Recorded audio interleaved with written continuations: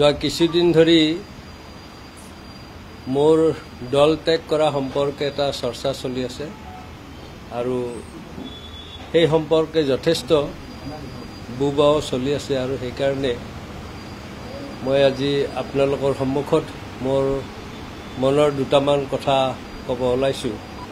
মই জানো বা আপোনালোকে এই কথাটো নিশ্চয় অৱগত যে মোৰ বিৰুদ্ধে এটা বৃহৎ ৰাজনৈতিক ষড়যন্ত্ৰ চলিছে আৰু কিছুদিন আগত মই কংগ্ৰেছ দলত যোগদান কৰিম বুলি এটা কথা ওলাওঁতে এছাম এই বিশেষ বুদ্ধিজীৱী বুলি ক'ব লাগিব তেওঁলোকক, আজিকালি IT বুলি কয়, মানে এইটো AI কয় নহয়, AI আৰ্টিফিচিয়েল ইণ্টেলিজেন্স, ইয়াৰ এটা আলম লৈ তাত এখন ফেচবুকত এখন পোষ্টাৰ দিছে, তাত মোৰ ছবিটো দিছে আৰু তাত লিখিছে যে 40,000 সমৰ্থকক লৈ অশোক শৰ্মাই বিজেপি ত্যাগ কৰিব বা কংগ্ৰেছত যোগদান কৰিব। এইটো একেবাৰে মোৰ শত্ৰুপক্ষৰ নিকৃষ্ট ষড়যন্ত্ৰৰ এক সুন্দৰ উদাহৰণ।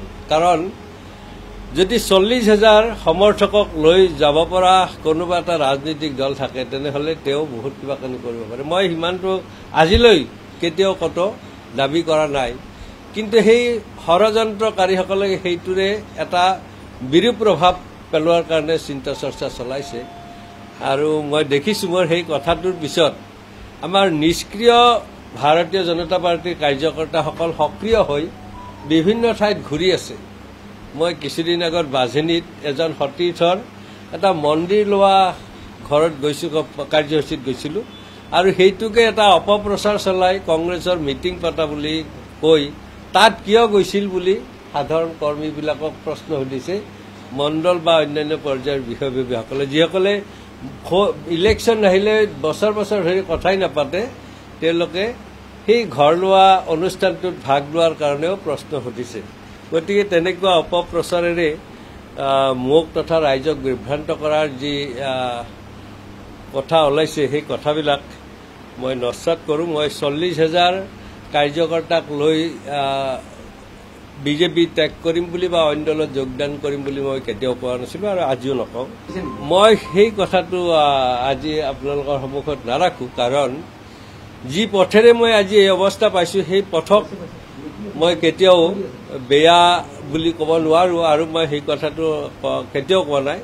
আপুনি কোৱাৰ দৰে কেইজনমান মানুহৰ তাত ক্ষমতাৰ বা জনপ্ৰিয়তাৰ মোহৰ কাৰণে কিছু নীতিভ্ৰষ্ট হোৱা বুলি আজিৰ তাৰিখত অসমৰ ৰাইজে কোৱাকৈ কৰে, অকল মই নহয়, অসমৰ ৰাইজে কয়। গতিকে তেনেকুৱা ক্ষেত্ৰত কোনে কি কৰিছে সেই কথাটো আপোনালোকে নিশ্চয় অৱগত, মই নহয়, আপোনালোকে অৱগত। গতিকে সেই কথা ৰাইজে অৱগত হোৱা কথাখিনি আমি ৰাইজলৈ এৰিছোঁ। কিন্তু মই আপোনালোকে এটা কথা ক'ব বিচাৰোঁ আৰু জনায়ো ভাল পাওঁ যে মই 3টা সন্তানৰ পিতৃ। মই যি পথেৰে আহি এই পৰ্যায় পাইছোঁ, মোৰ কিন্তু ল'ৰা ছোৱালীকো সেই পথতে আজিও ব্ৰতী ৰাখিছোঁ। মোৰ ল'ৰাটো ক্লাছ 10ত পঢ়ে, কিন্তু সি এটা শাখাৰ মুখ্য শিক্ষকৰ দায়িত্বত আছে। মোৰ ছোৱালী ABVP কৰি আছে। গতিকে মই তেনেকুৱা এক অৱস্থাত প্ৰতিকূল পৰিৱেশলৈ মই যোৱাৰ কাৰণে ধাৱমান হৈছোঁ। এইটো মোৰ বহু যন্ত্ৰণাকাতৰ এক অৱস্থাৰ সন্মুখীন হৈছোঁ, সেই কথাটো কৈছোঁ। মই আপোনালোকৰ জৰিয়তে ৰাইজলৈ মই আহ্বান জনাইছোঁ, মোক উপদেশ দিবলৈ নাহিব এতিয়া, কাৰণ যিহেতু হৰি মন্দিৰৰ পৰা ওলাওঁতে আপোনালোকে কোনেও আপোনালোকক কোৱা নাই, মই ৰাইজক সেই বিশেষ ব্যক্তিসকলক কৈছোঁ যিসকলে মোক সমালোচনা কৰিব, তোহামত কৰি মই যাব হাক দিব, তেওঁলোকলৈ মই আপোনালোকৰ জৰিয়তে আহ্বান জনাইছোঁ। যিসকলে হৰি মন্দিৰৰ পৰা উলিয়াই দিওঁতে এটা বাক্য কাৰণে, এটা ফোন কৰা নাই বা মোক আহি মাথাৰ লগাবলৈ তেওঁলোকৰ সময় নাই, বা অভাৰব্ৰিজ উদ্বোধন কৰাৰ সময়ত মোক নিমন্ত্ৰণ নিদিয়া বুলি কোৱাৰ পিছত, বা প্ৰধানমন্ত্ৰীৰ সেই 17 তাৰিখৰ মিটিঙত মোক নিমন্ত্ৰণ নিদিয়া বুলি কোৱাৰ পিছতো যিয়ে এটা ফোন কৰিবলৈ মানে সক্ষম নহ'ল, তেওঁলোকক মই কৈছোঁ যে মোৰ এই সিদ্ধান্তত তেওঁলোকে যাতে কোনো বিৰূপ মন্তব্য নিদিয়ে। যে মোক আজি লগ কৰাৰ কথা আছিল দলৰ ফালৰ পৰা, কিন্তু মোক ৰাজ্যিক সভাপতিয়ে কৈছিল যে অশোক দা আপুনি কালি থাকিবনে? মই থাকিম বুলি কৈছিলোঁ, যদিও মোৰ আজি শহুৰৰ শ্ৰাদ্ধ, মই তালৈ নগৈ মই ঘৰতে থাকিলোঁ। কিন্তু মই যেতিয়া 10ৰ পৰিৱৰ্তে 3 বজাত ইতিমধ্যে আপোনালোকক নিমন্ত্ৰণ দিলোঁ। তাৰ পিছতহে আকৌ এবাৰ গম পালোঁ যে আজি তেখেতে লগ কৰিব বুলি কথা কৈছে। গতিকে যিহেতু পলম হ'ল, গতিকে তেওঁলোকে কি কয় সেই কথাটো নাজানো। কিন্তু মই যিটো চিঠিত মোৰ ন্যায় আজিলৈ যোগাযোগ হোৱা নাই, না মই লগ কৰিব বুলি কৈছে আজি, কিন্তু কৰিছে যিহেতু আজি এতিয়ালৈ হোৱা নাই, গতিকে মই সেইকাৰণে মই মোৰ ইচ্ছাৰ কথাখিনি স্পষ্টভাৱে কৈছোঁ। আৰু মই অতি দুখিত যে মই জন্ম দিয়া নাই সঁচা, কিন্তু যিটো দলক লালন পালন কৰি ডাঙৰ দীঘল কৰি চৰকাৰ অনালৈ আমি ইয়াত সক্ৰিয় ভূমিকা লৈছিলোঁ, সেই দলটোৰ পৰা মই আজি এৰি অহাৰ চিন্তা কৰিছোঁ। মোৰ অন্তৰ দহি গৈছে, কিন্তু যেতিয়া নিজৰ ঘৰতে অত্যাচাৰ হয়, বাৰে প্ৰতি অপমানিত হয়, তেতিয়া তাত আৰু থাকিবৰ ইচ্ছা নোহোৱা হয়। গতিকে মই আজি তেনেকুৱা অৱস্থাত উপনীত হৈছোহি। গতিকে মই আগষ্ট মাহৰ 8-9 তাৰিখে মই দল এৰাৰ সিদ্ধান্ত লৈছোঁ। মই এতিয়ালৈ সেই কথাটো নিশ্চিত কৰা নাই, যোগাযোগ অব্যাহত ৰাখিছোঁ।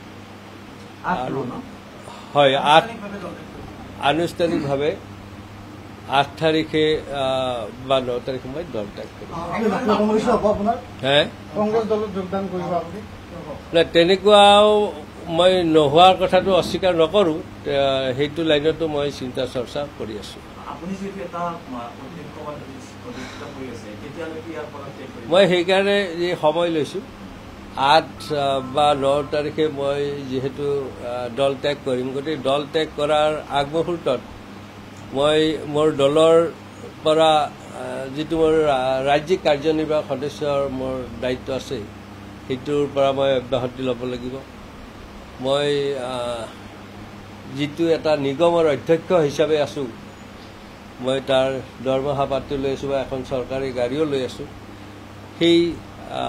সেইখন মই ঘূৰাই দিব লাগিব। মই সেইকাৰণে মই আজি দলৰ বেয়া অৱস্থাত দল এৰি আহিব খোজা নাই। মই দলৰ আজি জয় অৱস্থাতে এৰিব খুজিছোঁ। যিটো দল আজি পৃথিৱীৰ ভিতৰত সৰ্ববৃহৎ দল হিচাপে পৰিগণিত, যিটো দলৰ আজি নেতাগৰাকীক বিশ্বৰ নেতা হিচাপে বহুতে স্বীকাৰ কৰি লৈছে, বা যিটো দলৰ নেতৃত্বত আজি কেন্দ্ৰত, ৰাজ্যত বা স্থানীয় নিকায়সমূহত চৰকাৰ চলি আছে, বা মই নিজেও এটা চৰকাৰী নিগমৰ অধ্যক্ষ হিচাপে আছোঁ, সেই সময়তে মই দল ত্যাগ কৰিব ওলাইছোঁ। দলটোৰ যিটো পঞ্চনিষ্ঠা আছিল, 5টা নীতিৰ ওপৰত আধাৰিত আছিল, সেই দলটোৰ 3টা আজি নিষেধ। আৰু সেইকাৰণে মই আজি এই অতি কঠোৰ আৰু যন্ত্ৰণাময় সিদ্ধান্তত উপনীত হ'বলৈ বাধ্য হৈছোঁ।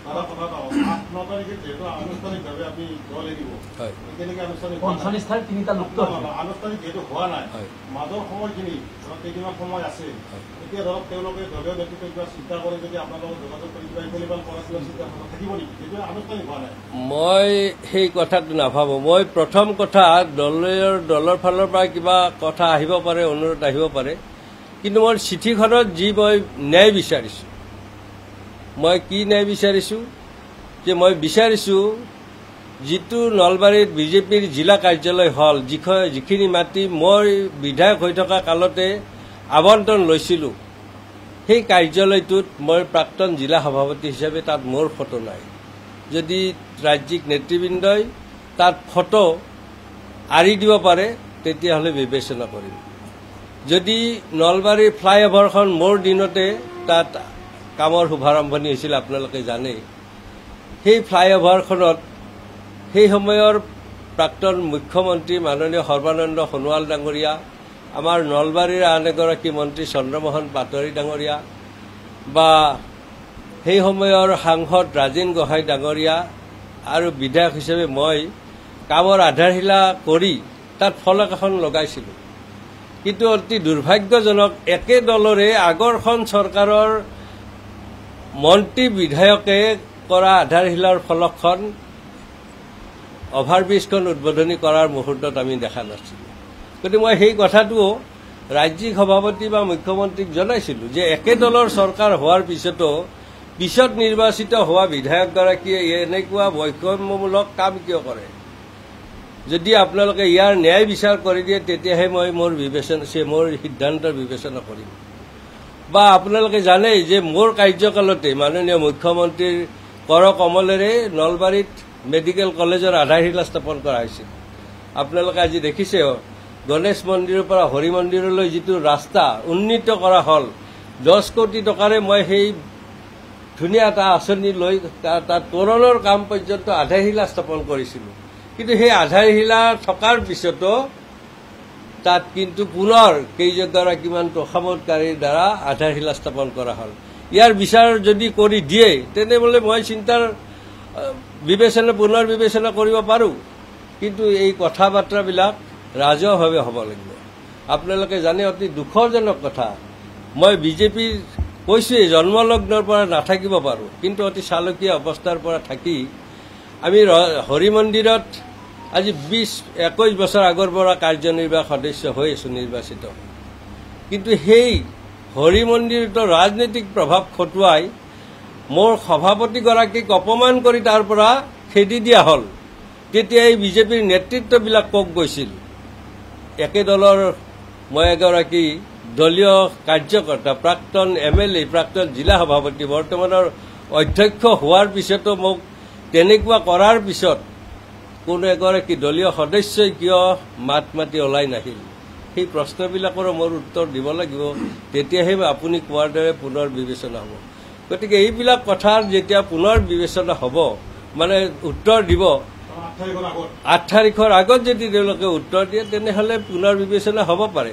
কিন্তু মই কৈছোঁ যে বিজেপিৰ যি পঞ্চনিষ্ঠা তাৰ 3টা গণতন্ত্ৰ, সৰ্বধৰ্ম সমভাৱ আৰু প্ৰমূল্য ভিত্তিক ৰাজনীতি তাৰ আজি বিলুপ্তি হোৱা যেন আমাৰ অনুভৱ হৈছে। কাৰণ এতিয়া সৰ্বত্ৰে আমি দুৰ্নীতি দেখিছোঁ। সেই কথাটো কোৱাৰ কাৰণে মোৰ ওপৰত আক্ৰোশমূলক ব্যৱস্থা লোৱা হৈছে। গতিকে এই কথাটো আপোনালোকে নক'ব পাৰে, আপোনালোকে আমাৰ মুখেৰে কথা কয়, কিন্তু আজি ক'ত দুৰ্নীতি হোৱা নাই? আমিতো দুৰ্নীতিৰ বিৰুদ্ধেই বিজেপি কংগ্ৰেছৰ এগেইনষ্টে যুদ্ধ কৰি আহিছিলোঁ।